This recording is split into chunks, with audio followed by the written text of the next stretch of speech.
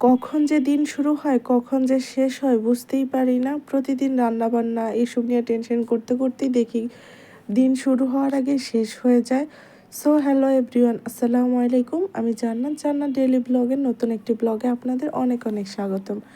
সকালবেলায় বারান্দাতে আসলাম। আমার মেয়েটা সকাল সকাল উঠে খেলতে শুরু করে দিছে। বারান্দাতে পুরো খেলনা টেলনা দিয়ে ভর্তি করে রাখছে। আর আমি সকালে উঠে এই যে বারান্দার গাছগুলোকে দেখতেছি, একটা অনেক সুন্দর নয়নতারা ফুল দেখে পড়ে আছে। এই নয়নতারা ফুলগুলো অনেক সুন্দর দেখতে, আমার কাছে দুইটা কালার আছে। তো বারান্দাতে দেখতে দেখতে দেখলাম আমার বারান্দায় আবারও চড়ুই পাখি বাচ্চা দিছে। তো আমাকে দেখে দুইজন এমন ছটপট করতেছে, চড়ুই পাখিগুলো মনে হইতেছে যেন আমি ওদের বাচ্চাগুলোকে নিয়ে চলে যাব। তো উপরে আমার এখানেই চড়ুই পাখিরা বাসা করে রাখছে প্রায় 6 থেকে 7 মাস ধরে। এই পর্যন্ত 4বার বাচ্চা দিছে এখান থেকে। আমাকে দেখা মাত্রই পাখিগুলো ডাকাডাকি শুরু করে দিছে। আমি সকালবেলা ওদেরকে খাবারও দিই, একটা ছোট্ট বাটিতে পানিও দিয়ে রাখি একটা সাইডে। সকালবেলা নাস্তা মানে কি বানাবো সেটাই ভেবে পাচ্ছি না, খালি ঘুরপাক খাচ্ছি ঘরের ভিতরে। প্রতিদিন রুটি ডিম ভাজি এগুলো দিলে খেতে চায় না। তো ভাবতেছি আজকে কি বানানো যায়, মানে প্রতিদিনই একটা টেনশন সকালবেলা। রুটি না খেলে মানুষ কি দেওয়া যায় বলেন তো। তো আজকে ভাবলাম রুটি দেব কিন্তু অন্যভাবে। তো প্রথমে কয়েকটা শুকনো মরিচ ভেজে নিছি, তারপরে একটু বেরেস্তা ভেজে নিলাম, তারপরে একটু ম্যাগি মশলা একটু লবণ সব কিছু দিয়ে ভালো করে মিক্স করে নেব। ম্যাগি মশলাটা আমার চাট মশলা হিসেবে কাজ করবে আর কি। আর আলুগুলো খুব ছোট ছোট করে আমি সিদ্ধ দিয়েছিলাম যেন তাড়াতাড়ি হয়ে যায়। তো এই তো আমার মানে আলুর পুরটা রেডি হয়ে গেছে। তো বুঝতে পারছো আজকে হচ্ছে আলুর পরোটা বানাবো আর কি। তো একটা বলের ভিতরে আটা নিয়ে নিছি, আটার খামিটাকে ভালো করে ময়াম দিয়ে নিলাম, তারপরে অল্প অল্প পানি দিয়ে একটা সফট ডো বানিয়ে ফেলবো।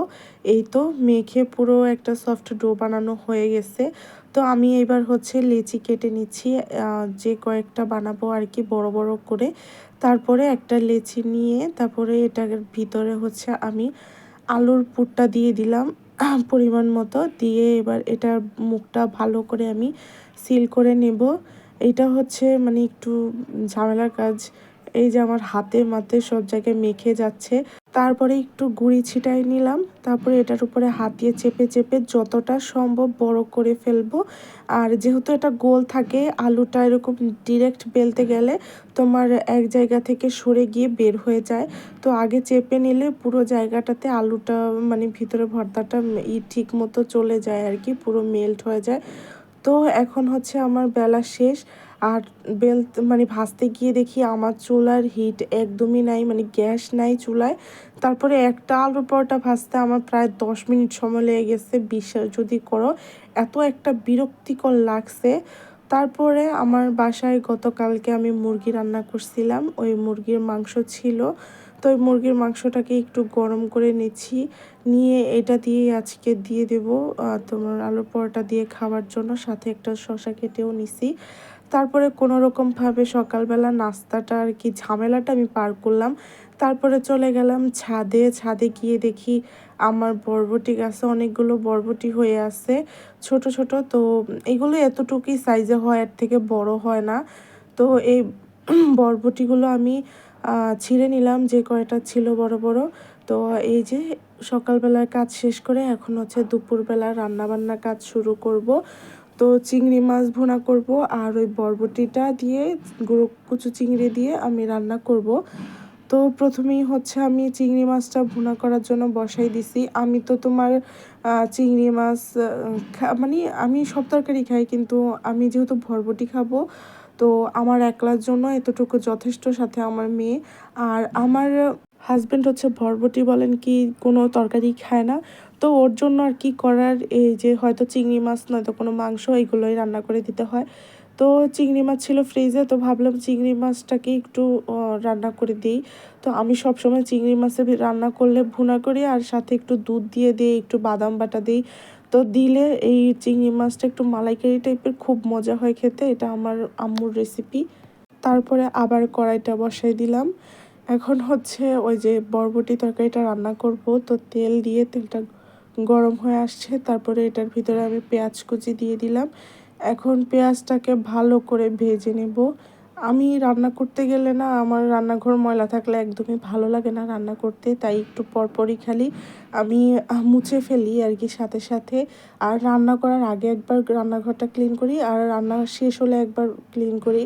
আমার রান্নাঘর অপরিষ্কার থাকলে একদমই ভালো লাগে না কাজ করতে। তারপরে এই যে একটু চিংড়ি মাছের গুঁড়াটা দিয়ে দিলাম, তারপরে একটু হলুদ, একটু মরিচ, লবণ দিয়ে এখন এটাকে ভালো করে আমি ভেজে নেব।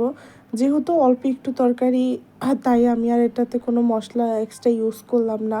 আর একদম টাটকা গাছ থেকে পেড়ে এনে বরবটি রান্না করার মজাই আলাদা আর কি। এটা খেতেও এমনিতে অনেক টেস্ট হবে।